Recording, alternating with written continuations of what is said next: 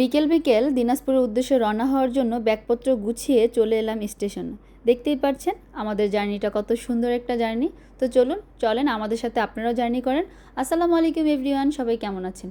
আর আগেই বলে নিচ্ছি, এত সুন্দর এই বোরখাটা দেখতে পাচ্ছেন, এটা অবশ্যই পেতে হলে আমাদের আয়রা পেজে ইনবক্স করতে হবে। চলে এসেছিলাম তাড়াতাড়িতে, যে ট্রেন মনে হয় থামবে না, কিন্তু এখানে এসে দেখি ট্রেন 1 ঘন্টা লেট হবে। তো এর মধ্যে দেখলাম আমার ছোট ছোট ফ্যান ফলোয়ার আমাকে অনেক পরে ভাবলাম আল্লাহ যা করে ভালোর জন্যই করে। মুহূর্তেই ট্রেন চলে এসেছে। আমরা ট্রেনে ওঠার পরপরই আমরা ক্যাবিনটা দেখছিলাম, মনে হচ্ছিল একটা বাড়ি। তারপর খাওয়া দাওয়া করলাম, ভাইয়ার কেবিনে গিয়ে দেখলাম ভাইয়াও খাচ্ছিল।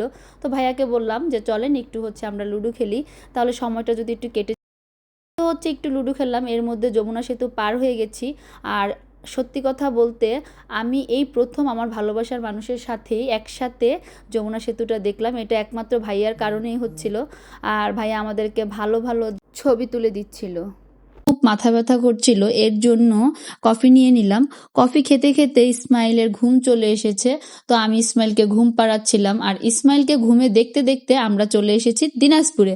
আর দিনাজপুরে এবার কিন্তু লং টাইম থাকবো, দেখি ভাইয়া আমাদেরকে কেমন আপ্যায়ন করে, তাই না?